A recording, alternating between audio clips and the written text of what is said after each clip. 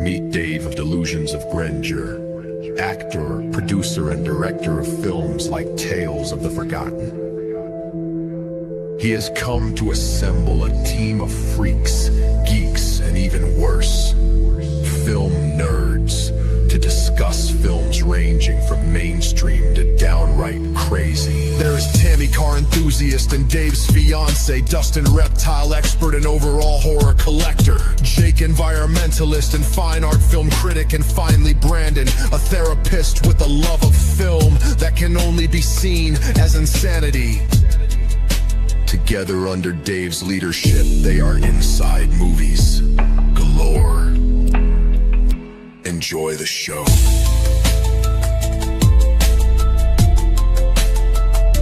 Enjoy the show.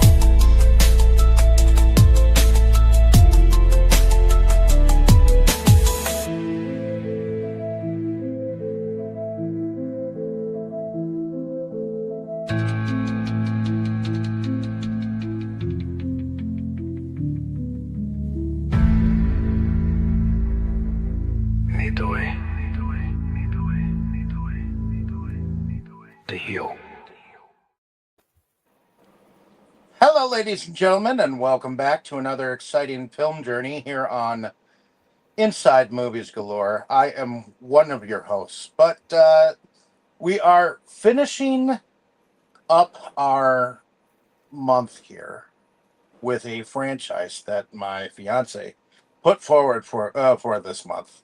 So I'm going to bring it over to her to tell us exactly which movie that she decided to have us watch for this week. And we are doing finishing up the Hammer movies, Dracula movies. So this is Taste the Blood of Dracula. Okay. So, and I believe that we are technically going in order as to what these when these vampire films came out and what year. So, let's see.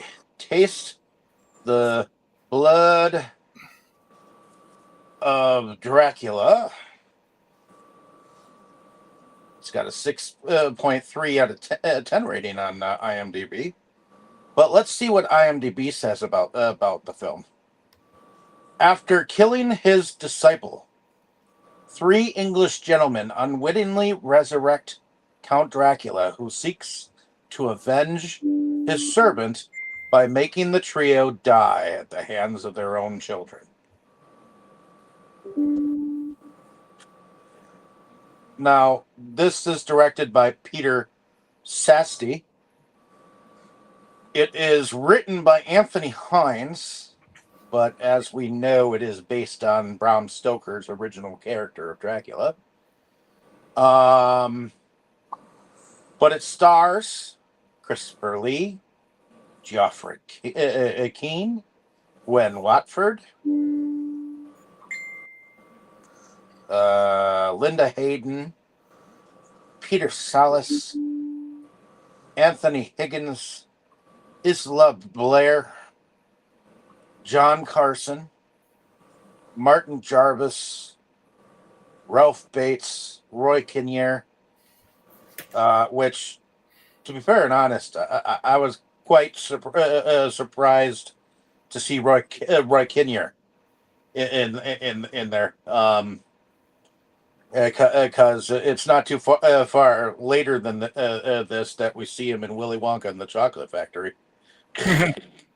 So, but in any case, what year did this one come out? This came out in 1970. And let's see. Willy Wonka.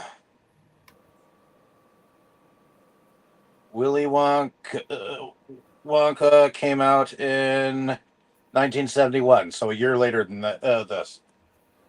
So, but in any case, I think Tammy, did you want to bring us around to first impressions then? Okay. Well, I guess I'll go first. No, this is not my first time watching it. In fact, I watched it not that long ago. Um, and yeah, I think this is out of the this is the fifth one of the month. I think out of the other, all the other ones, I think this one is actually one of the better ones out of the month, honestly. And yeah, I enjoyed it. Always do enjoy my Dracula movies. So, but that's about it. How about you, Jacob? Well, this one, am I on? I guess, yeah. Yep. This one is one that well, this was a first time watch, of course. As I've said before, most of this is pretty much new for me. I have not seen these films previously. I kind of knew, of the, I knew of the reputation, basically. But this is definitely new for me. Now, from what I read on IMDb, this was supposedly originally not going to be an actual Dracula film, but they kind of had to bring back Christopher Lee to get funding for the film. They had the feeling that he would not, they didn't want to pay him. He was getting ambivalent about it again, et cetera, et cetera. And if I'm being honest, the movie feels that way. It really feels that way. It really feels like Dracula is almost tacked on. The way that they bring him in, the way it was interesting, although I have thoughts on that we'll get to. The ending was just plain fucking weird. And I don't know what to make of how he was dispatched in this one. Yeah, I that part I totally agree with you on. Yeah. The ending is just a little off. Yeah. Like what the fuck is going on here? Now, in terms of if we don't look at it as exactly being a Dracula movie, but just more of a vampire movie, and if we don't really look at it as being a vehicle for Christopher Lee, because frankly, he's not in much of the movie, it is interesting.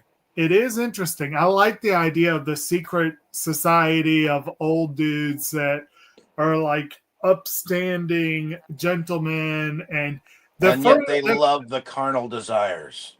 The main guy, Mr. Hargood, Jeffrey Keen's character, when he is introduced, he is such a self-righteous prick that when he talked about disappearing for a Sunday every month for charity, I was like, yeah, no, he's up to something. And it turns out he was. So, yeah, and like I said, we'll talk about some of that as it goes along. But this is where the gentleman got started. Yeah. I kind of liked that basic subplot, and I thought that was interesting. I thought a lot of the elements of the show, of the movie, were interesting. But overall, it's not one of my favorites that we've watched, and it's not one of my least favorites. It's kind of in the middle. But like I said, the way Dracula almost feels shoehorned in, he almost feels like an afterthought.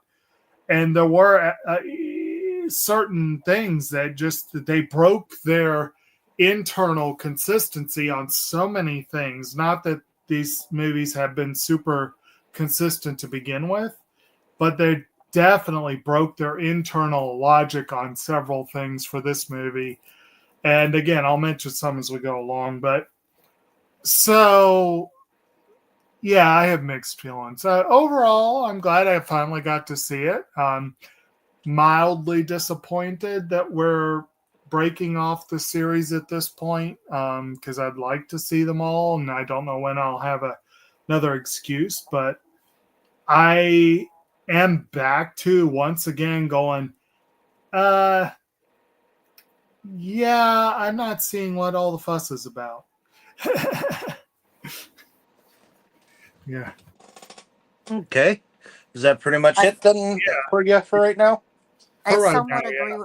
I somewhat agree with you about the fuss because I don't really see it either. But But I like my Dracula movies, so Well, yeah, and like I said, it's an enjoyable enough movie. It just, yeah. okay. How about you, David?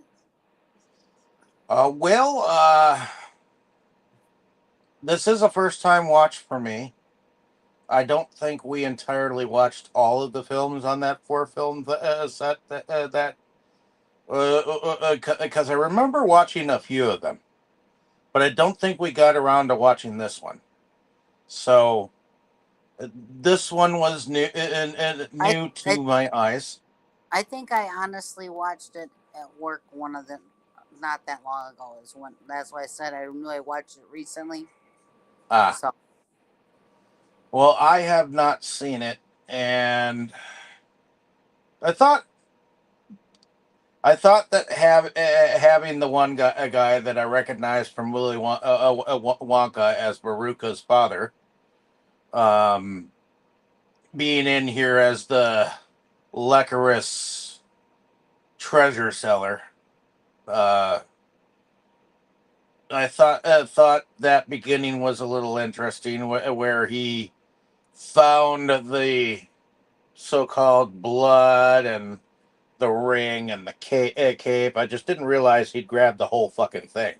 You know, I just assumed that he grabbed the gold and left out of Dodge, but he didn't. You know, so but I thought the babe was a babe.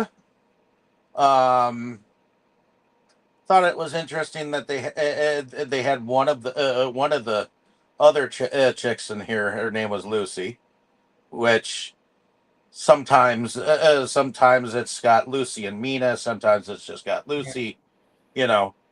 So I didn't realize that was Mr. Salt. It's like I thought he looked familiar, but yes, Mr. Salt, yes, he was a bad egg too. So, but anyways, um, but yeah, it was okay for me. I mean, it was better than I anticipated.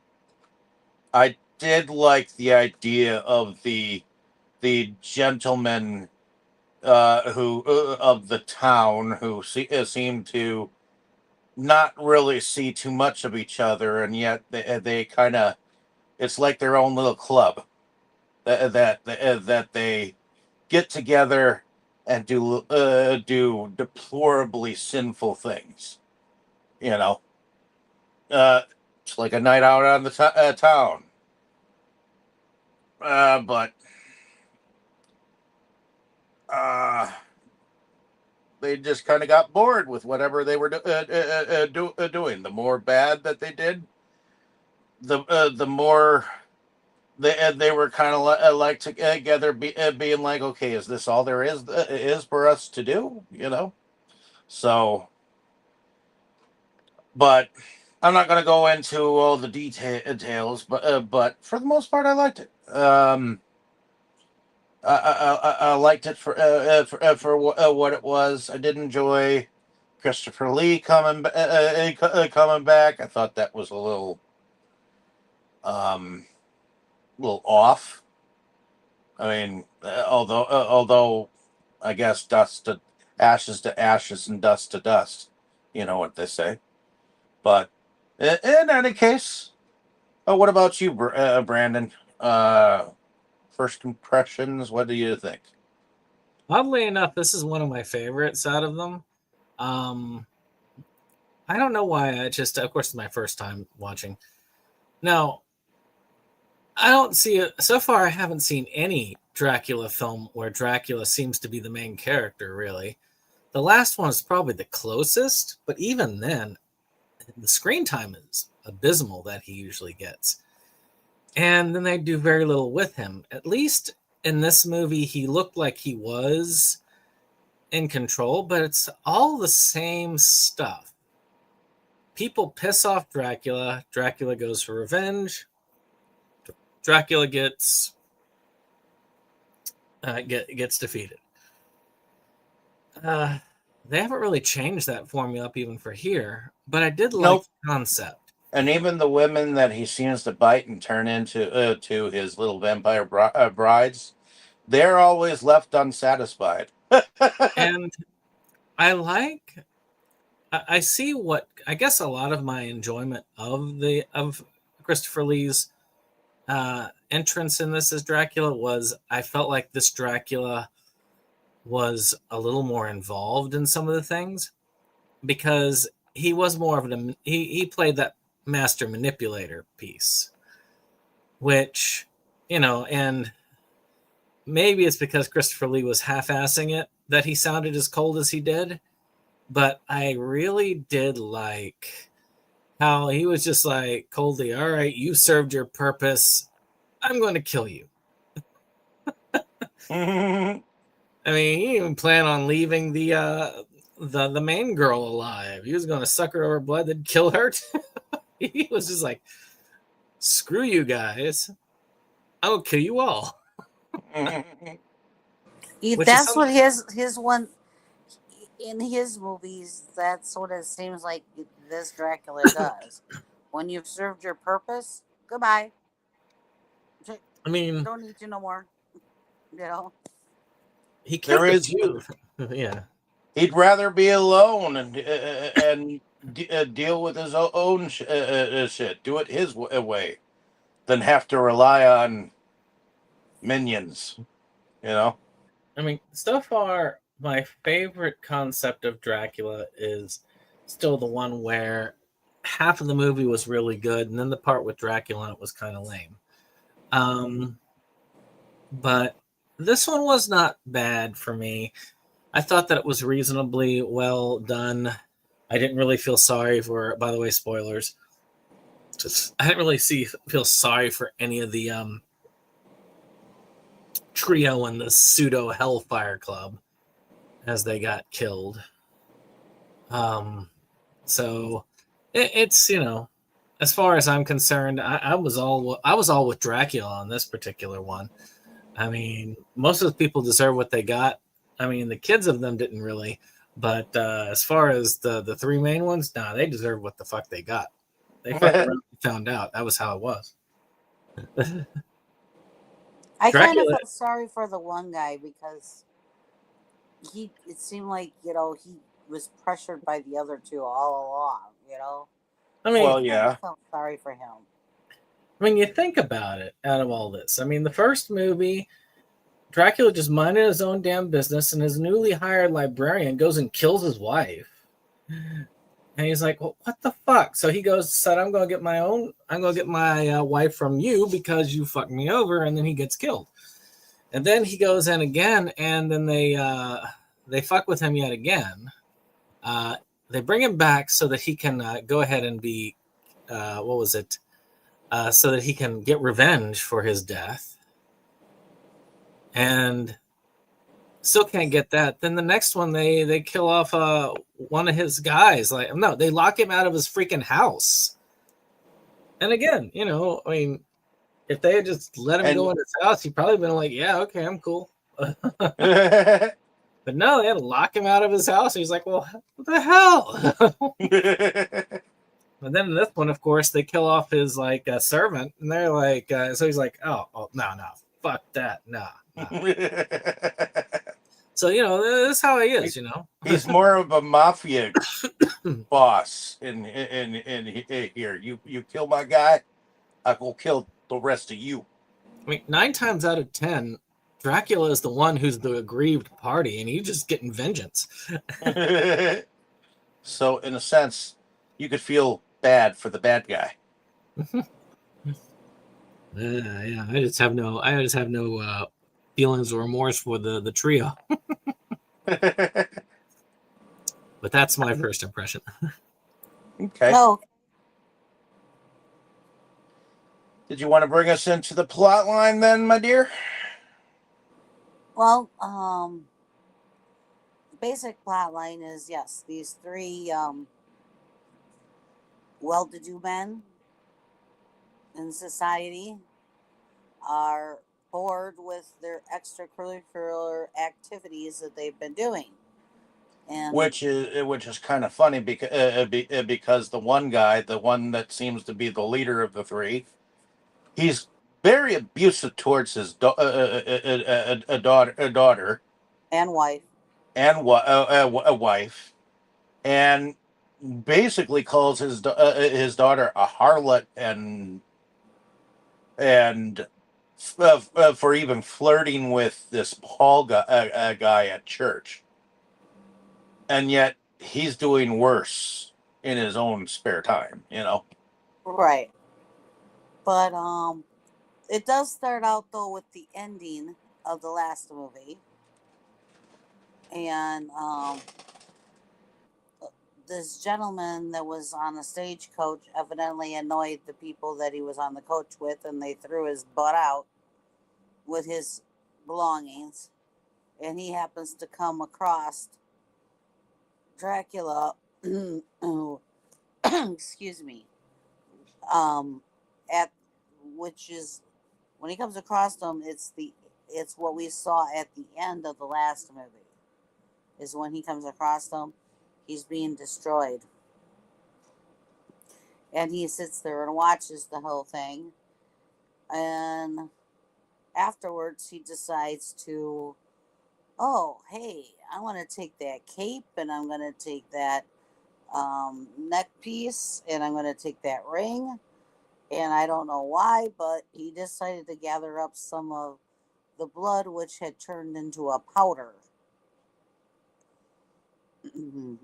So, you get the idea, you get the feeling that he grabbed the cape and the neck chain and the ring, but had no idea until later on that he decided to grab some of that powdered blood. That part Well, see, I assumed it. I assumed that's the one thing that he was definitely getting because, taste the blood of Dracula. Yeah, it goes with that, but I mean, I guess I didn't see him actually. I don't know. I just didn't think that he would actually grab some of that, but he did. So after that all happens, then yes, the next scene is everybody's leaving church and mingling and everything, and the one gentleman gets totally on his daughter for just talking to a gentleman when they get home, and yes, calls her names, telling her she should apologize to him because that was not respectful to talk to this gentleman, and sends her to her room basically. And Like she's not grown at all. and when his wife tries to intervene, he's not any nicer to her. So you got this impression of this gentleman as he is just, he's just a hard ass, and he's, he is such a prude, you know. But then we realize that he is going to be going out for the evening because one Sunday a month he goes out, and it's supposed to be a charity thing, I think is what he says that he does. Yeah, Charity. Huh? I guess that's her name. He does a lot of charity. Yeah, but to his wife, I think that's what it is that he says he goes and does on this Sunday. Is some charity work or something. So he meets up with two other refined gentlemen, and the next thing we know that they're at I don't know what you want to call it, a brothel or a gentleman's place or A bordello. guess there's so many nice words that we could come up with for about where they go. But I it's love the definitely eccentric fellow that runs it. Oh, he's quite a fairy. yes. It's obvious that they're not meeting up to do charity work as they so claim to their. I'm sure that the other two gentlemen have come up with the same excuse Yeah. as to where they're going on this Sunday. Yeah. I was going to say it's kind of like a sort of a speakeasy, you might say, with sort of a, because it's like a hidden thing, but it's, Right. I like the symbolism where one of them is actually stroking a cat as they're talking in the later scene. And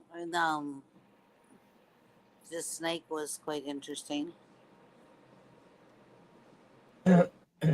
Oh, the dancer that had this the boa constrictor or whatnot. Yeah. Well, and I want to say that out of the three, really, two of them I don't really dislike necessarily because they don't really have much personality. One's a little bit leery about all the new stuff, and the other dude just kind of is there. The main guy, though, he's a total dick. I mean, he's obviously abusive, at least verbally abusive, to his daughter and wife. And they even talk about it as much at the beginning of the thing. He treats himself as all holier than thou, and now he's going out like carousing in these brothel places. It's just He didn't even seem like, the other two gentlemen seemed like they were enjoying their ladies. He had a lady, and he was watching the lady doing the dance with the snake, and he was just like sitting there, like it almost seemed like he wasn't even enjoying it. It's like, well, why are you there then? Well, he straight says as much when they meet up with the other guy. He just tells them, "This is we're bored," or at least he is. Yeah. Well, I mean, y'all are familiar with the origins of the Hellfire Club, not the Marvel one. Well, there's probably some similarities. Well, yeah. Supposedly, the Hellfire Club was the same Hellfire Club that Benjamin Franklin was supposedly part of. I mean, a lot of these were gentlemen's clubs, so to speak, and they were places for these wealthy and affluent men to gather and do stuff because they're so rich that everything is mundane to them because they can have everything. And I believe at this point in time, the Freemasons were actually part of these Hellfire clubs. Like I say, affluent people out of things like people who are rich, people who are powerful. They would do these things because they're bored because they can have everything. So they're trying to gain experiences that they can't get normally with their money. Hence, and I really think that his fellows were pretty happy with what they were doing. It's really mainly the main guy who's like, I want more. I mean, he's the one who ends up saying, you know what, let's go ahead with this and follow this Satan worshiper and see what we can find. He was even okay with selling his soul and their souls. Such a lovely fellow. Yeah. Well, I'm using it.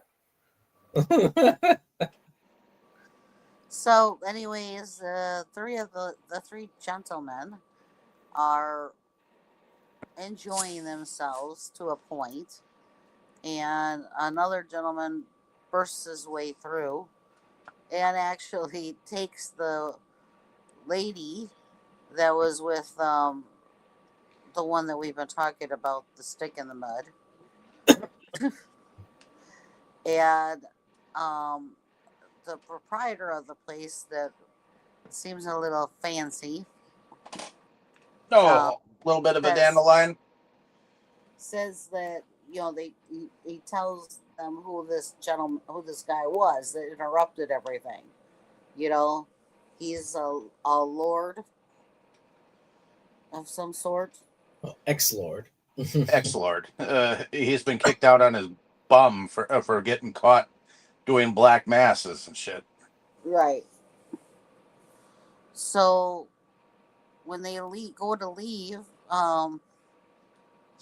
they invite him to the one, the stick in the mud. I don't know. I'm terrible with remembering everybody's names. Okay, I admit it. Invites the Father dear of the affianced of Paul. Oh, trust me, if all the movies weren't named Dracula, I'd have forgotten Christopher Lee's character name. But yeah, he invites him to dinner, and he tells this gentleman that we're bored. That would be William Hargood. So he's like, well, what would you do to be, what would you like? What would you do? Would you sell your soul to the devil to have some fun, basically? And by asking that, he gets basically all three of them intrigued. The one guy I feel sorry for because he seems like he just goes along with the other two. It's like, okay, if that's what you guys, Yeah, the guy that you're referring to, the one that you feel sorry for, his name is Samuel Paxton. Oh, yeah, I think if the main guy out of the three said, "Let's all jump off of a cliff," he would do it because he said to do it. Can we talk about the side characters, the leading lady and her friends? Not yet, particularly. Not yet. The daughter of Mr. Hargood. Mm-hmm. Because her name is Alice. Yep. Alice Hargood. He won't let her date the guy that she's interested in because Paul of his Paxton. For some reason, he hates him and I believe that he hates him just because he's trying to date. Yeah, he never really specificates. Everyone seems to think that he hates Paul because of his father. He doesn't realize that the two of them are palling around every fourth Sunday. But I was going to say that, yeah, the father, and that's what's weird is because the father is one of the three, Yeah, but basically, so Mr. Paxton, Samuel, is Paul and Lucy's father. And then the third musketeer, Mr. Seeker, whatever it is, Seeker. Was it Jeremy or Jonathan that played the kid?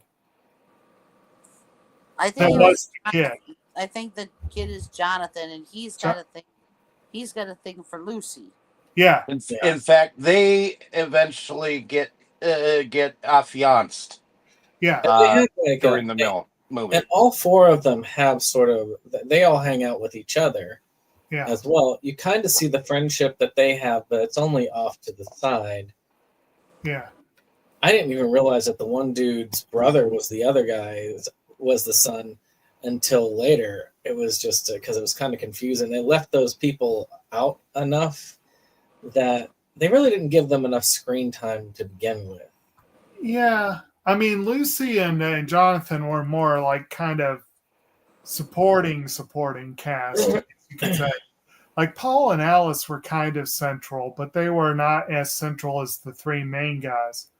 I can explain the ending, by the way, once we get to it, because it was weird. I had to look it up and read up on it. Yeah, it was weird. It left me doing the same, like, what? But no, I figured it out 100%. No. We should talk about the beginning, though. I think we didn't really fully mention that, but I have thoughts on that.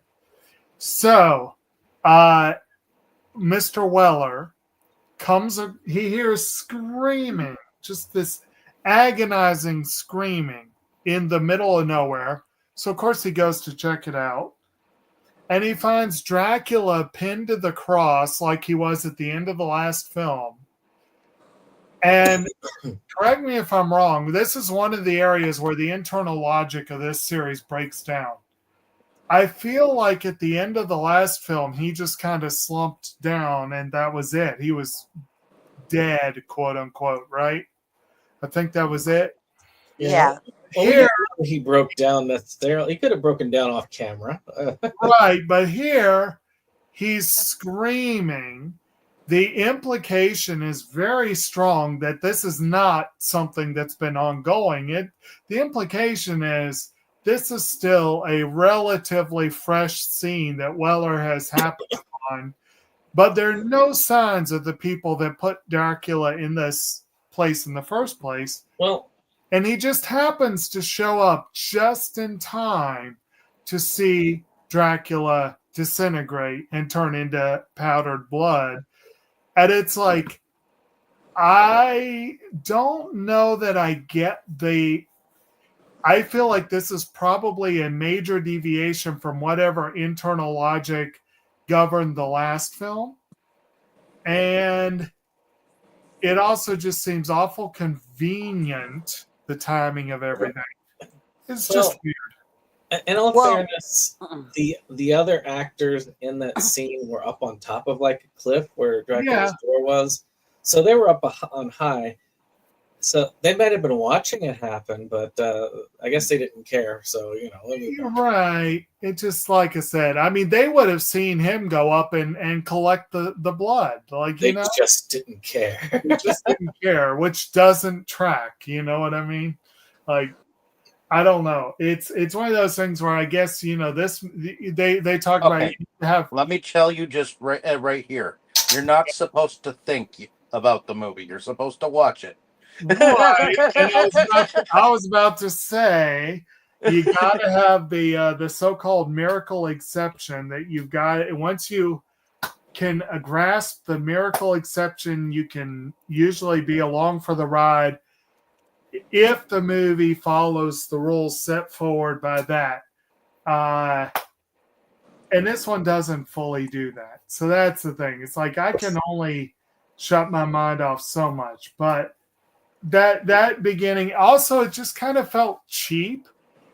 Talk about Christopher Lee, how we wanted more of him in the movie and we wanted more Dracula to have more of a central role. This is one of the areas where Dracula feels like an afterthought in his own movie, because when I originally expected this guy to go up and somehow free him, and that was my expectation. And to have him just disintegrate, I'm like, the hell? What just happened? Well, I'm not used to his blood turning into dust. So you're used to him turning into ash. At least it didn't start sparkling. But the normal thing is he turns to ash. Right, exactly. Yeah. Which at least we get that in Batman's 1960s a movie with Catwoman and all that jazz. When they turn the people to ash, at least it's white. But yeah, it's like I said, it's one of those things where it's. But this isn't Star Trek where we have crew members getting turned to red dust or blue dust or things of that nature, Right. Because I think there was an episode where some alien from another planet had started turning people to dust, and it was just all different colors. And I guess we're almost at the point in the plot, so hopefully I'm not skipping too far ahead to say this. The way they brought Dracula back was fairly intriguing and it was creative, but it would have made so much more sense to just have the ceremony creating a new vampire. It did not really. Again, this is one of those things where you kind of just had to shut the brain off and go with it. They hadn't quite learned how to do that to me in films yet, and I've watched quite a few I'm not movies sure that have to do with what is it, calling the devil. Okay. They hadn't quite figured the chemistry to do that with just the words in Latin and the ceremony itself yet. Okay. So to me, since they were still figuring out how to bring about the devil, they had to add that extra drop of blood to make it look. No, that was fine. I think you completely missed the point of what I just said. What I said was, logically speaking, there is no fucking logic to this guy suddenly turning into Christopher Lee. That is my point. Like, if they had just decided this ceremony turned him into a vampire, and I think that he was the only one that drank the blood, though. I know. That may have been what the point of the original screenplay was, because again, they apparently doctored the screenplay to shoehorn Dracula into the story. It may have been that that's what they were going for, but when they did what they did, that was another point where I got kicked out of the movie because it made no freaking sense. Except from now we have an excuse to have Christopher Lee back in the movie. You know what I mean? To me, it felt like they were trying to do an actual, okay, let's bring the devil back so that you can actually have some free time. But now that now that you have told us that they shoehorn Dracula into the story. I mean, it's not like they haven't been playing hard and fast with stuff each film. Right. It's been kind of reckless throughout. I mean, but I guess that's what Hammer was always about, sort of that reckless abandon that sometimes paid off, sometimes not. This one, I could tell there was a lot of recklessness in the storytelling. Even though I did enjoy it overall, I do feel like there was a lot missing that could have been explained, that could have been expanded upon. And I felt like they spent extra time on certain things that kind of could have been used for better exposition. Like I say, I feel like that the children's characters were wasted. A lot of the times they are secondary characters, but it's good to get to know the relationships they have. Right. Those poor two other guys, they really had no personality hardly, except there was the cowardly one and the stoic one. That was it. So I feel like this one was underwritten in a lot of ways, and then expected a lot of suspension of disbelief and just go with it, you know. Right. I mean, the fact that I had to double check and get a clarification about the ending of the movie tells me that the writing is sloppy, because even if it was just me, it's one thing. But it's not just me, because everybody else here was confused by the ending too. So, right. Well, I wasn't as confused when Tammy was explaining her the way she thought the ending was about. So, right. And she didn't have to look it up or anything. She pretty much. Tammy, what did you tell me?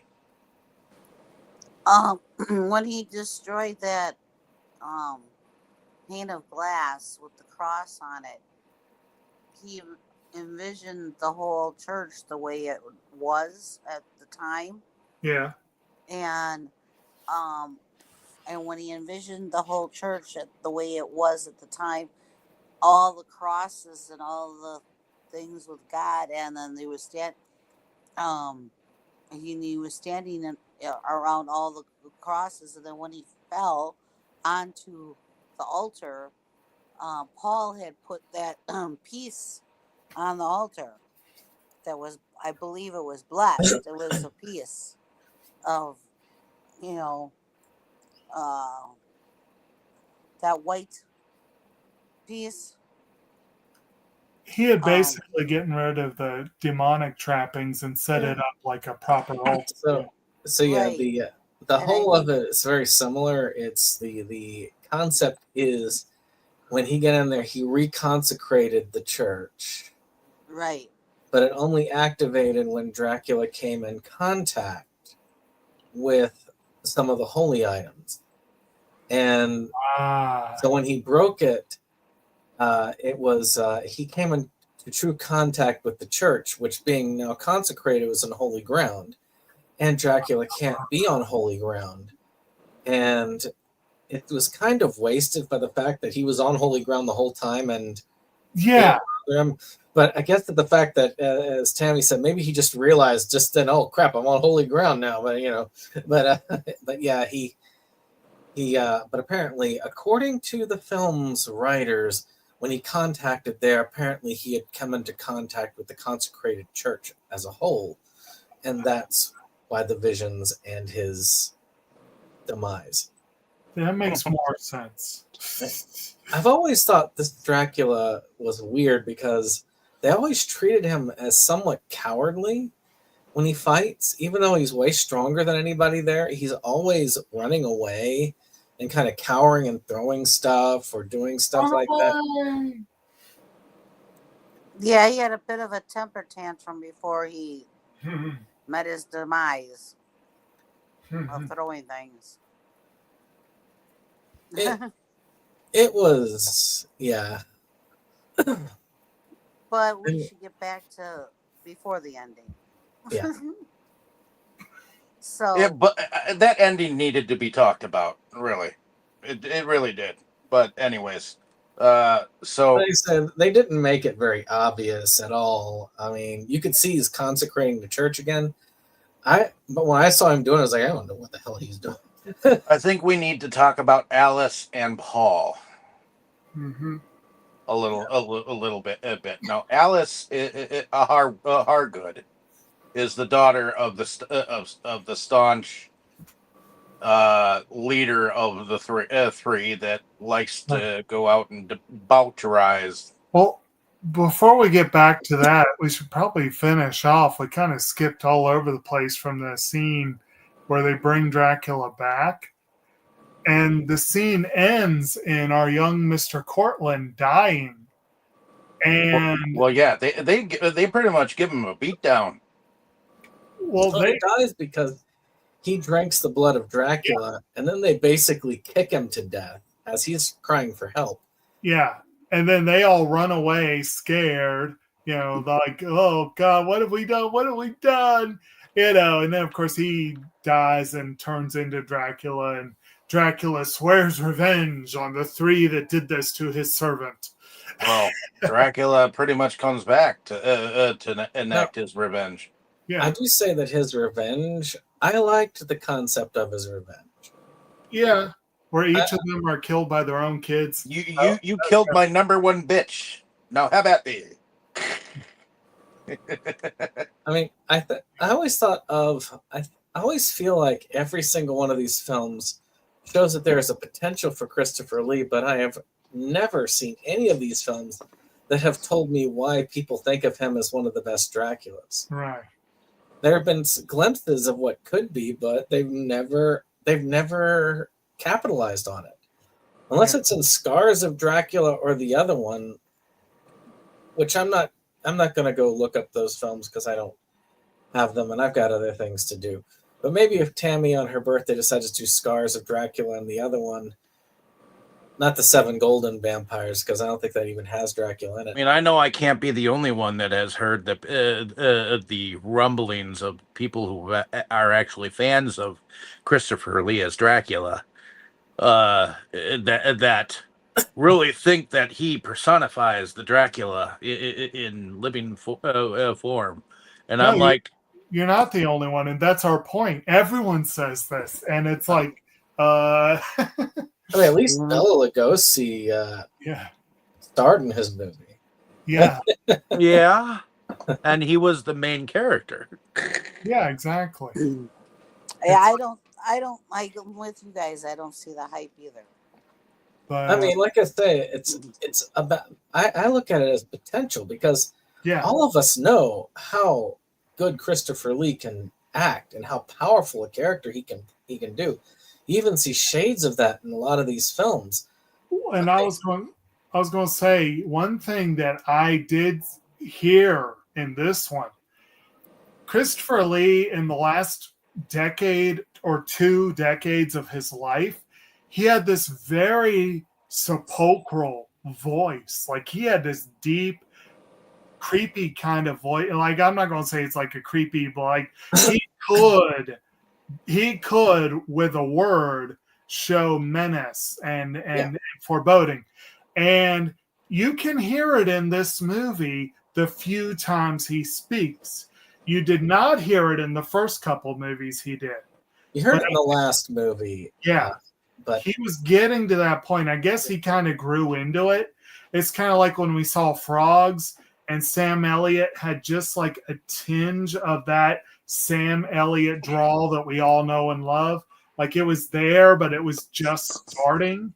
And that was kind of how it was with the first couple of these movies. But he sounds like Christopher Lee, and that does improve it. It just makes it seem like even more of a missed opportunity. Just 3 years later with Wicker Man. Yeah. Which was a much better movie than his Draculas were. Not the Nicolas Cage. But you guys are the ones that don't like that one. I actually like that one. I've never seen the Nicolas Cage one. It took me a long time before I watched it, but I will say that movie was horrid in many ways. But the original was spectacular. It was good. And part of why that movie was so creepy at points was Christopher Lee's performance. He had a presence there that even though he was being like friendly overtly, you could just feel that like that the creepiness off of him. Yeah. Something wrong. There was something up, and when he finally let go, you could tell. That's the kind of thing that I thought he was going to bring to this Dracula role, but I've only seen pieces of it here and there. Like I say, maybe the other 2 movies. I don't know, but I've already watched 5 of these, so you know. He's only got 2 more chances left. I'm not sure. Right. And I have to say, I do like his Wicker Man role better. Did we ever do Wicker Man on this channel? No, we have not. No, we did. That's why I saw it. Wait, we did? Yeah. I feel like... Oh, yeah, that's right. We did. Because I know Dustin really wanted to do it when we had it. Yep, there it is. Yep. Okay. So then I guess we we did. A really good one. Yeah, the only reason why I saw it is because my grandparents had a copy of it because it came with the remake with Nicolas Cage, and they wanted to see that one. And then they just gave me the other one saying they just wanted the Nicolas Cage one. And I was like, okay. And I watched it actually in this very house many years ago. And I was like, wow, this is messed up. It's just as messed up as Midsommar is. But, I mean, you guys saw the other 3 films, right? The 7 vampires and Stars of Dracula and the others. Do you know if he had much of more of a presence in those movies? Like, I'm trying to remember because I only picked up the movies. I never watched them. I'm trying to remember myself. You know, it's been a while. So, because I know in one of the movies, he's more of a background figure that's not really there. He's just kind of that mysterious figure, and that you don't really know who he is until the end. And I don't know what the heck Scars of Dracula is about. But it's the same year as this one, so. I'll have to see if I can pull mine out eventually and watch it so that I can let you know. And he was kind of fun in the other one, the 1970s, like Dracula, where he's like Dracula in the 1970s, which kind of had a Lost Boys vibe to it. You don't have to pull yours out, David. They're sitting right here on the coffee table. You don't have Scars of Dracula. I do. I thought I did. Nope. It's only on the Hammer double feature. That's out of print. Oh, okay. Like As I far said, as I know. maybe for Tammy's birthday next year, we can maybe she'll want to knock out the other two, and then there'll just be 7 golden vampires left. Yeah, maybe. Maybe. So, back to the plot. Yeah. Well, let's see. So, we didn't talk about a little bit up to the ceremony of how the young lord or ex-lord got turned into Dracula. So they go to that dinner, well, that invited dinner, and they basically are asking him for the young ex-lord for any other curricular activities that they could enjoy outside of what they were already enjoying, because they were bored. So as he said, you know what? I know exactly what you could do. It depends on how far you guys are willing to go. Are you guys willing to sell your soul? And I know you kind of went over this a little bit, but he ultimately got them to agree to come along with him to go visit the character that is played by Veruca Salt's father. I'm trying to remember his name. I'm not the greatest with names either. Let's see. His That name was Roy Kinnear, right? Roy Kinnear. Yep, and that was Weller. That they went and to go see, and he was real cryptic about what he had to sell, and he wasn't sure he wanted to sell it either. But ultimately, he came up with a sum, 1,000 guineas. And he went and took this big ass box that he unlocked and pulled out the cape, the clasp, a ring, and a vial of the powdered blood that was supposed to be of Dracula. And they all look at him like, "Oh my God, you have that kind of shit? You know? Are you serious? That dude was an evil dude." But the ex-lord dude eventually convinces the guys to come up with the money for it, and then they all meet him at what looks like an old cemetery, but it actually seems to be kind of like a synagogue or a church or something like that, you know? Yeah, it looks like it's been abandoned for a long time. Yeah, an abandoned church is definitely what it looks like. An abandoned church that holds apparently places that hold bodies. You know, it seems like they've actually put these stone coffins inside this church. Right. You know? Yeah, there's some crypts going on there.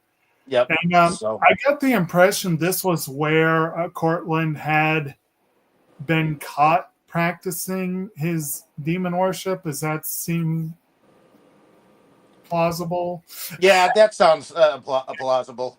Because it definitely has been converted, if you will. Yeah. I'm pretty sure that this is where he was practicing his servitude here. So, um, he has them meet him there, and he kind of pranks them at first when they first come, because he laughs maniacally, and they're like, "There's somebody here! There's somebody here!" And of course, he's very commanding too. This ex lord. He's like, "Do you have what I asked you to bring? Did you bring the chalices?" You know, very commanding. Well, the Very. guy's Yeah, a bit of a dick. I mean, actually, all these people are dicks in some level or another. They're just varying sizes, I guess you could say. Yep. some more than others. I mean, Baxter, I think, is the one that I feel sorry for. He just kind of goes along with everything, you know. Paxton. Yeah, Samuel Paxton. Yeah, yeah, and Seeker was kind of fun too. I thought he was an interesting one, but definitely, yeah. In all honesty, all three of them were kind of interesting, but Hargood was just a dick, though. Hargood needed to die. Yeah, I What's was kinda not. like I was rooting for him to get killed first. right. I was a little surprised he got killed first, to be honest. And I hadn't realized yet the way it was going to be set up to have each of them taken out by their own offspring, which, like I said, was a pretty neat little thing they did. The biggest dick dies first, really. Yeah. And what's interesting about that is when they go back, they all become recluses, and it's only because he ends up shutting himself in and drinking that she's able to get the boldness to go out and get engaged with the guy. Yeah. It's only when he starts to come back out of it and realizes his daughter's rebelling against him that he starts making mistakes and puts himself in the position for Dracula to basically have his daughter kill him. Which, I'm sorry, but he had that shit coming. Yeah, he So- had it coming. Yeah. He had it coming. He always had himself to blame. Out of all of them, he's the one who deserved it the most. Sorry. He's sitting there drunk, trying to beat his daughter to death, essentially, and then she comes in and essentially whacks him under Dracula's hypnotic. Well, and Also- really, she wasn't really bitten by Dracula. Well, no, she wasn't. She was just under glamored. his. She was under his hypnotic spell. Yeah, she was glamored, which I was a little surprised that he didn't bite her, but it did make Well, it. he tried. Did he? He tried. Yeah, he Yeah, was going yeah. to and then was stopped. No, he had plenty of opportunity to bite her. He was going to. He was about to. But then when her father jumped Right. up in his stupor, I think he stupor. saw- What I'm saying is she disappeared for days. She was with him. He had plenty of opportunity Oh, to yeah. bite I mean, the So- first time, okay, I understand why they do it. The problem with this movie is they don't explain things very well. right. So the first time, the reason why he stopped was not just because that he saw the opportunity as like, well, shoot, if he's just going to present himself like that, I guess I'll just go ahead and do it, and just send her to kill him. Then after that, he used her as basically his human that could basically go out, his human servant that could go out during the day, which is how he got the other girl. Explaining Because- why they do things. Well, where's the fun in that? And so Yeah. she came to her during the day. Yeah. And unlike vampires, she could come and go as she pleases. And that helps a lot. That actually helped a long way. It was only after his use for her was done that he decided he was going to bite her and not really turn her, but he was going to drain her and then kill her like he did with the other one. And I guess he decided to bite Lucy right away because he already had a servant. I mean, I Yeah. guess it would I- make more sense to have a spare, but you know. Yeah, well, I mean, again, She was being annoying. he was probably hungry at the And time. actually, I'm going to say that's one of the things that has surprised me about these movies. Master, did I It's- satisfy you? Yeah. One of the things that has surprised me about these movies is the incredibly low body count. And I think we've mentioned this before. Dracula is not portrayed as a bloodthirsty killer. He just is trying to get revenge. And he could have easily had enough servants at his beck and call to have a couple hotties as his brides. He could have easily done that, but he's been so narrow focused on who he's attacking. It's kind of strange, really. But Well, yeah, especially since technically Dracula is supposed to have a bevy of women at his command. yeah, And also like a ton of people that are exactly like Renfield field at his command. You know, and there's always some fly eating motherfucker out there. I was going to say one thing, and then we got kind of sidetracked here. But like, technically, the biggest stick probably was Courtly. I mean, that dude was just a tank. But Hargood isn't much better. And one of the reasons, like Hargood, actually, I liked the way the actor portrayed him for the most part. He was a little too one note at times. It would have been nice if he'd backed off a little, but he still had more depth than some of the characters here. But Hargood, more so than his two compatriots, more so than most characters in this entire series so far, Hargood is a giant friggin' hypocrite. And if there's anything that pisses me off, it's hypocrites. And so that was the biggest reason why I wanted to see him suffer. He deserved it because he was such a self-righteous hypocrite. Yeah. But anyway, there's just that. Well, the whole movie kind of suffers from bad writing. I do like how once they have her turned, and the other two really understand what's going on, so they actually come to the church. I mean, the mustache guy, which I can't remember, I actually like him the most out of the three. Seeker. I don't remember how they said it. He's the one who keeps it together the most. Mm-hmm.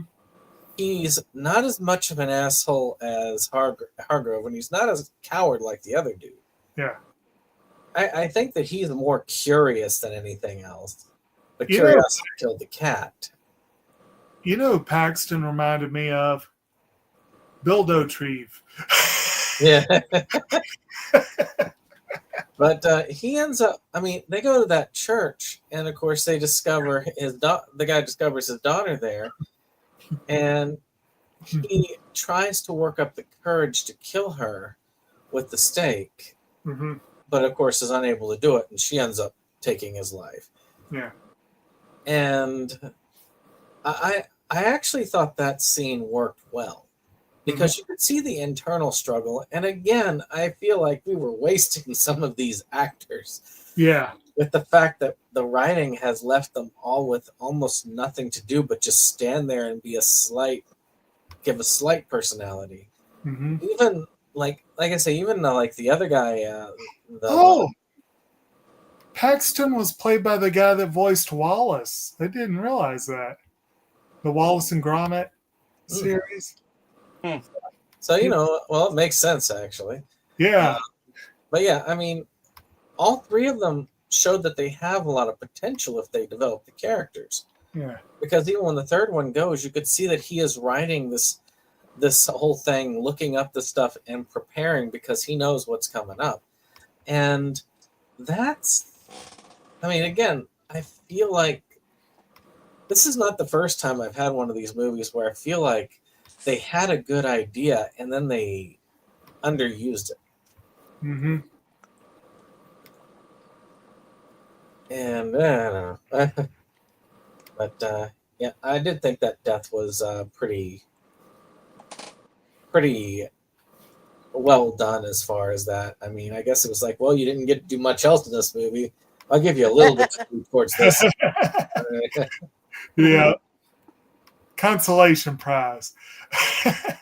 Well, when Dracula first appeared after that dust settled over him and it broke open like he had been molded to be, I was like, so that's how you create a Dracula, huh? But um no, where are we in this sense of okay, so Alice we know is into Paul, and Paul is the son of Paxton, the sniveling, dribbling third member of the boys club, and Hargood just hates him because he's going out with his daughter, basically. Because at this, in the time period that this is set, I imagine it's set in the time period where men just considered their wives and their children were their property. You know, they were their flesh and blood. Everything they do it when I say they do it. You know, a kind of thing. I am the father. You will listen to me, kind of thing. You know, and that's where I think he was coming from initially. But he did not need to beat or whip her. You know, and that was something that after I saw that I was like, this dude needs to die. So he does die, and then you see what happens when the other two, because they're not sure whether the dude is still alive or not. They go and check. You know, they go and check to make sure that that whatever they did and what happened after. When they get there, they realize that the body is no longer there, and if that is the case, then one, he's still alive, or two, somebody moved the body. So they went in search of what might have happened, and what they do uncover is the body of Lucy, and the one guy, Secker, he realizes that Lucy is now a vampire, and he also understands the only way to release her is by staking her in the heart. Which, of course, he doesn't want to do because that's his daughter, you know. Well, Steckler is okay with it.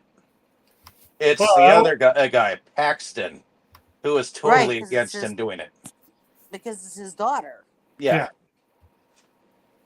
But Yeah. but that then also he takes up the stake and is about to, but he's waylaid by Dracula, and He shoots his friend too.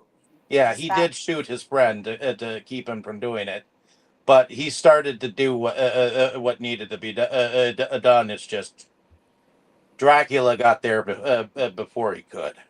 Yeah. And then, she woke up. Then of all things, his daughter and Alice stake him, and he's not even a vampire. Right. Well, they had it there. They might as well use it, right? Yeah.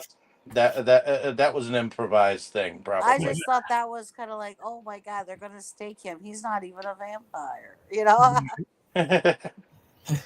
Now he'll never be. Right, he'll just be plain dead. That's it. Yeah. Hey, stakes work just as well in the living. They do. Paxton almost looked like Brody to me from Indiana Jones, but I know it wasn't the actor. I could see that. I could see that. Almost. He's a little more round in the features, but yeah. But in any case, so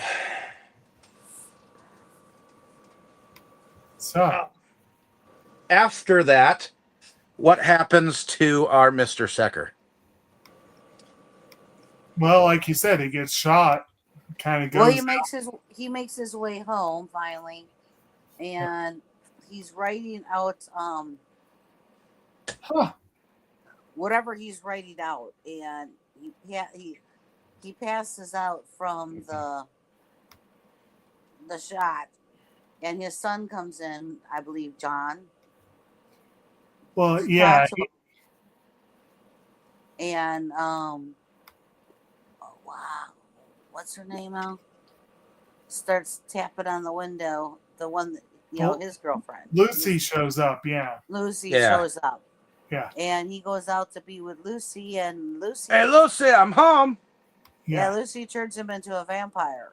Or rather, she doesn't she take him to Dracula, who puts him under a spell? Yeah, well, Dracula bite. I can't remember whether it was her or Dracula bites him to make him more susceptible, but right. He wasn't Lucy a vampire. bit him. He was Lucy just bit him.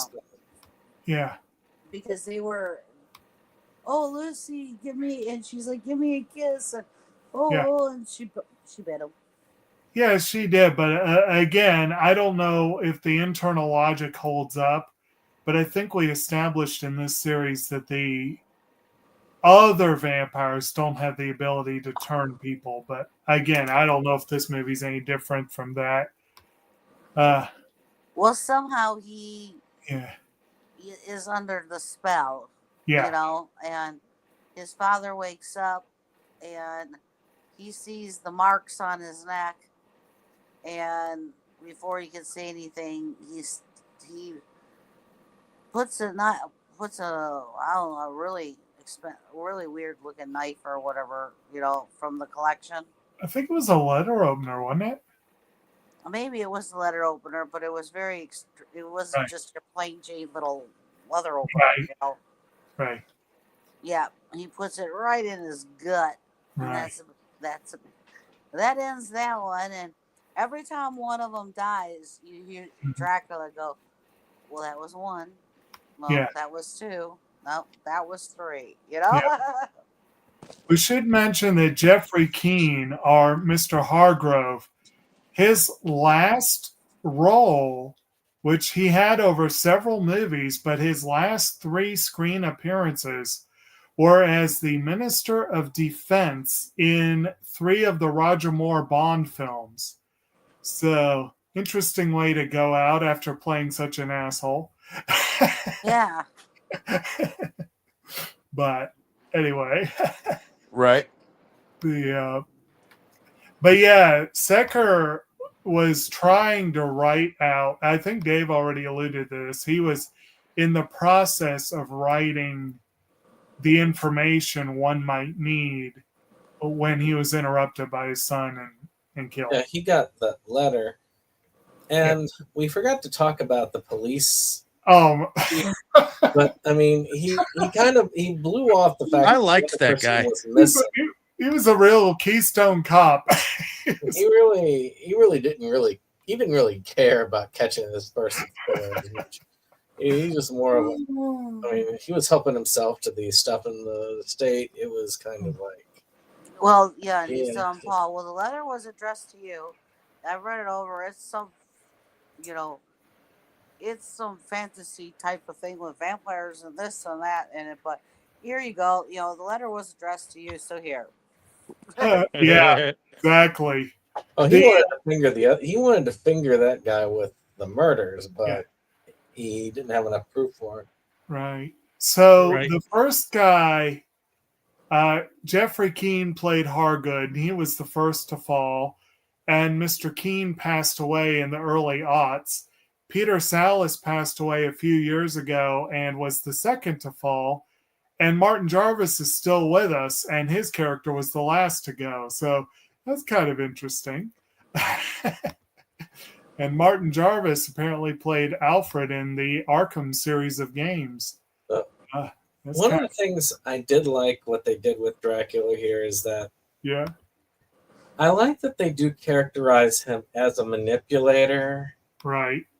They do it poorly, but I like the idea behind it. there's a lot of good ideas here. Mm-hmm. And I feel like in the right hands, this could have been done very well. I think that these movies could be redone in ways that would make them much better. It is too bad Christopher Lee has passed. But the fact that Dracula wasn't even interested in building his stuff with these, he's like, no, I am wiping my hands with all of you. Kills the one woman after her useful. Well, he automatically kills the guy after he kills his father. Then kills the girl after she's like looking for attention, basically just like the last movie. Mm-hmm. And then essentially is just going to use the other one as a snack, and he already said his intention was going to destroy her after he did it. Mm-hmm. And That's when Paul shows up. I mean, that's pretty freaking like cold, man. That's Right. like stone cold. And that's why Alice ends up breaking the spell. Alice ends up shaking off his control over her when she realizes that she's no longer his mutton, you know? Exactly. And she ends up actually throwing a cross at him, and that's like, Here, well, since you feel like that about me, voila, you can die in your own shame. But pretty quickly here, and I think we've gotten to that ending scene that we aforementioned. We realize that Dracula has pretty much been. Now he has said "fuck you" to all of his minions, and he's like, "I'm going to do all this shit myself." And yet, I think he kind of put his foot in his mouth and didn't realize all the damn religious items that were around him at the time, and he had to be reminded of them for them to even affect his ass. So, but I know that we were all a little confused at first of seeing the ending, but now that we know all that, what do we all think about the ending? They could have explained it better. And I really feel like it was a reach. I mean, I'm making it sacred ground again, but not until Dracula realizes it's sacred ground. Well, if the thing was when he touched the window, when he broke the window, that like was contact with it, I guess walking around doesn't really count because he's wearing boots or something. So I guess if the idea is the contact with it kind of completes the circuit, I guess that makes sense. And it works. It's not intuitive. And if it was clearer, maybe this was a deleted scene or a scrapped piece of screenplay or something, like Paul read in the letter that you need to reconsecrate the church or something. This was originally a 2.5 hour film. They just sliced an hour out. Right. So, like, if that was something that was stated in voiceover, or Paul reading it, or even the cop just dismissively reading that passage, just as like, what the hell is this even? That would still give us that information. And it would have connected much better than just leaving it up to, the audience will get it. But anyway. Our audience doesn't need to think about anything. At the time, it was going to drive through theaters where people were going to see these movies with their significant others, and they were probably more concerned with necking with each other than with watching the movie. Right. So you got to think about the fact that they know the audience that is coming to see their films. They're Right. not exactly thinking about it while they're watching it. And I will say this, it's probably no more nonsensical an ending than what we saw a couple of weeks ago with What's New Pussycat. True that. True enough. Man, the next movie. That's why I'm delaying that particular part because I'm like, oh god, next movie. I don't know. But yeah, yep. That ending was definitely an ending. Yes. After a fashion. Alrighty. Well, did we want to talk about production, or have we already talked about production? Yeah. What did y'all think about production? Tammy, I'll start with you, since this was one of your put forward movies.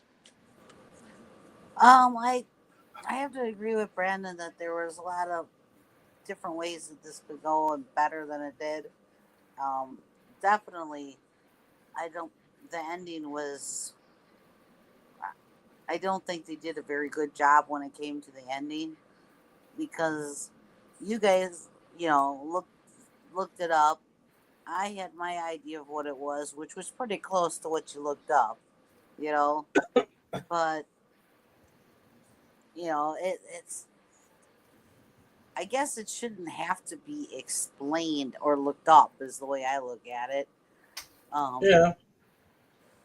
And I do agree that the other actors did not get much of a chance. The girls and the young men in here, you didn't really get to know too much about them. You knew that they were kind of part of the plot, and that was about it. So I think there's things that could have definitely been better. Although I did kind of like seeing the bare back of Alice. That was kind of Yeah, I can imagine. it gave me an interesting imagination as to what the rest of her actually looked like. So. Although I have to admit I've- that one scene in the club with the woman who's dancing with the snake, she was letting that snake get really close to her mouth, and I'm like, I wonder if she had to deal with any issues with salmonella there. It's like, but I do think that was a little bit confusing too about the powder, the blood being powder. yeah, I've it might have never been seen- easier to work with. I've never seen Dracula turn his blood turn into powder. I've always seen him turn into ash. Yeah. So that was a little bit confusing, I think. Well, we had to have it for the whole blood thing, I did like the effects they had there of the whole turning the powder into the drink they had to drink. I thought that turned out pretty cool. Yeah. That was neat.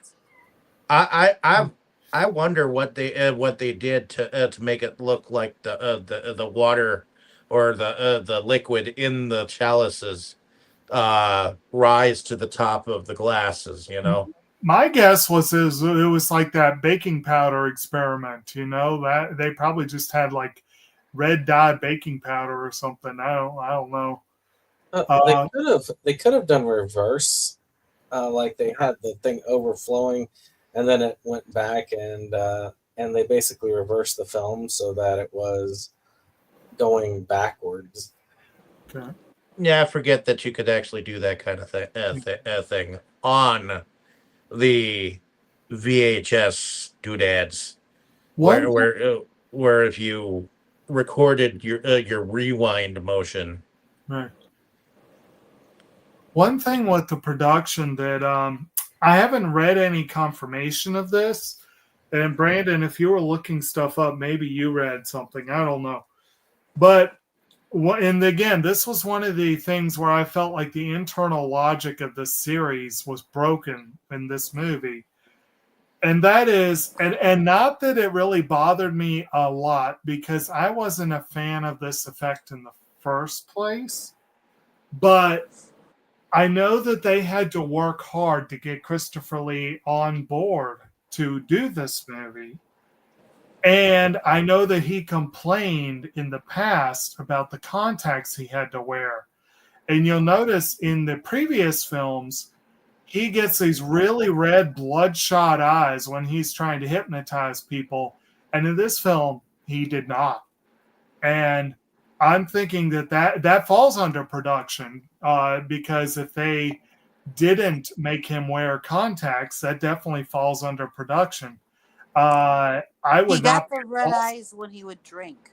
He did it at least a couple of times, yes, but all the times he hypnotized people, no. And in the previous films, they always showed it when he was hypnotizing them. So I think that probably was a concession they had to make to get him on board. Was, okay, you can wear the contacts for a couple of scenes, but we won't make you do it for all of them.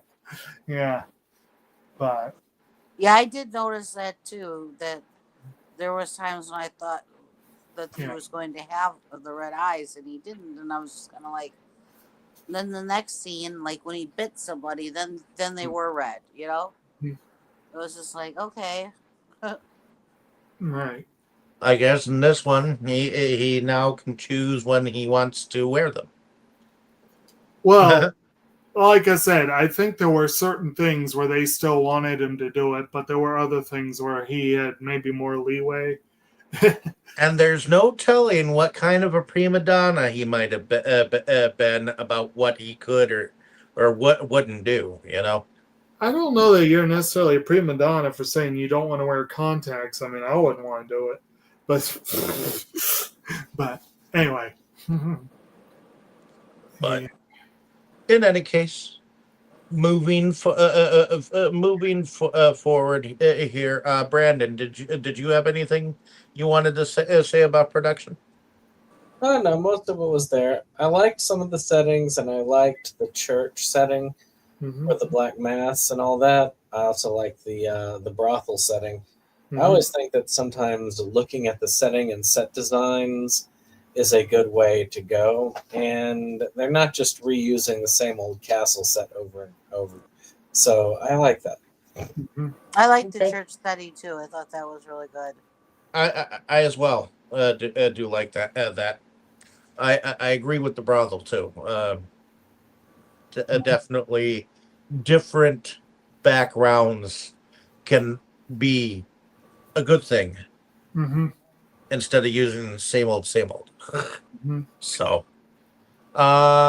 okay. What about music? Did anyone notice the music? I noticed it more this time because I made a point to listen for once, and it was good. Yeah, nothing to write home about, but it did its job. Okay. Anyone else on it?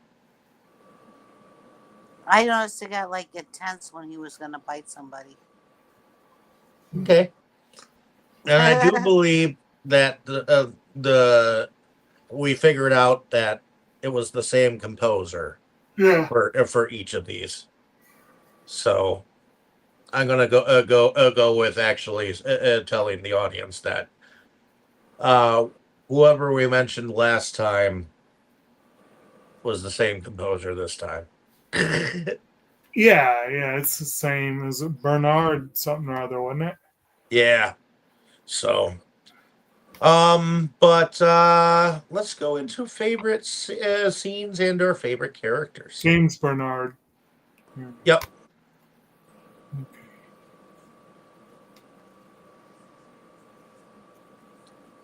Okay.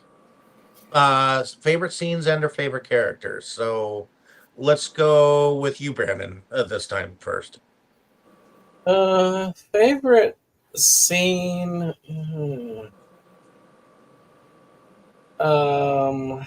I guess when they finally kill the asshole, who's in the daughter. Thought that was pretty good. Favorite character, I guess, Dracula. Though Only by a hair. Okay. Alrighty. What about you, Jake?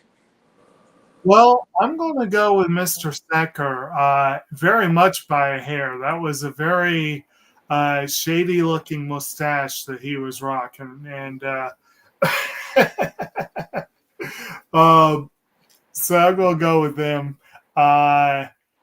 Favorite scene, I'm going to agree. Hargood getting his just desserts was great, and I loved it. And I will also say the scene where they were doing the ceremony, and again, the effect with the blood, I just thought that was kind of cool looking. So I'll mention that. Okay. What about you, Tammy? For me, it's kind of a toss up between Baxter was his name. Paxton. Paxton. Baxton. Paxton. Okay. And Paul, because I felt really sorry for Paxton. They were both Paxtons. Well, yeah. Paxton the elder and Paxton the younger. Yep. Right. I felt sorry for the older one, and I liked Paul because, you know, he was the only one to do is protect his Alice. You know, Mm-hmm. he wanted to take care of her, protect her, and you know, he and he did in the end. You know, so. Well, yeah, but we also know that she kind of took care of her own in the end, too. Correct. Yeah. Because once she'd actually been shaken from under his, once she realized he doesn't fucking need her anymore, then she was like, "Bitch, this is what you get for." I guess my favorite scene is I do like the ceremony scene. I thought that was pretty cool. I have to agree. I have to agree with the ceremony. My favorite person is the constable. Yeah, he was cool. I mean, he wasn't, but he was funny. Yeah. For some reason, when he went straight to the booze, that was priceless. But Mhm. in any case, as far as my favorite scenes go, I do think the ceremony was pretty cool. Like I do think that the drinks coming up on their own was cool. I know at the time I turned to Tammy and was like, "Would you like some punch?" But I like even though the ending is kind of confusing, I do kind of like it because it's like all of a sudden he realized there were all these crosses all over the place, you know. And now that I know the truth coming about it from you, Brandon, I'm like, so you're telling me that he had to be reminded that these were religious objects in order for them to harm him? So I find that a little funny, and I think that's why. It could go right along with one of the movies where the guy had to actually pray in order for the staking to work. Yeah. Maybe Dracula has to believe in order for it to work. For that matter, everyone had a stake in it. But anyway, I mean, they had a stake in Mr. Paxton right away, you know. So Dracula was having a crisis of faith, but he came back to Jesus. Well, this is the kind of Dracula's who's kind of like, okay, I'm done with you bitches, and I'm just gonna do it myself. You know what they say: if you can't have your servants, if they don't do it yourself. You know, so But in any case, at the end of everything, did anyone else have anything else to add that we haven't covered or anything like that? No. No. It's gonna feel weird not doing Dracula next week. I know, right? Yeah. It'll suck. Yeah. Which one is next week? Clerks. Oh. Yeah, imagine Clerks as a vampire movie. Yeah. Well, we are going to be hitting a Kevin Smith horror segment this December. Mm-hmm. Oh yeah, that's right. But in any case, did anyone here have any? I mean, I know Sometimes we do outros. Sometimes we don't. Did we want to do an outro tonight? I do have a couple. I do have one thing I want to advertise. Well, two technically. Okay. We're doing the well. It's probably just going to be me and Brittany, but we're going to be finishing the series we covered for Anime Anticlimax this Wednesday at 9 on SeptumSin versus the World. Tomorrow would have been the Versus Awards, but as we put in a lot of work into the awards and we really didn't get a lot of love for it. It just wasn't worth trying to set one up this year, but I still like to honor my father's passing by doing something on his birthday. So I'm going to be doing just a general online discussion people can hop on and hop off on the channel, where I'm going to talk about movies I've watched 2024, 2025, and the things I liked and disliked. And of course, anybody who is a friend of mine on Facebook is welcome to get on. You send me a message, I'll shoot you a link. It'll be 9 o'clock Eastern time tomorrow. Okay. So if anybody wants to hop on, hop off, to just shoot the crap about recent movies, we're just doing it for fun. How long the stream goes on, I don't know, but we're gonna do something. Well, unfortunately, we won't be able to do anything with that, because we are going to be going and seeing. Not only is Tammy's starting her first day of work at a different job tomorrow, Mm-hmm. we are going to be going and seeing Mrs. Doubtfire the musical tomorrow night. Oh. Okay. So, if anyone is out there who likes the Mrs. Doubtfire movie, never seen this as a musical, it's supposedly brand new, according to the Marcus Cinema people. So I'm curious as to how. So to me, Robin Williams has some big shoes to fill, so they better be fucking fun. Yeah, that'd be rough. But in any case, that being said, I'm looking forward to seeing that. I haven't been to see a musical in a while, so gets me out of the house, gets her out of the house.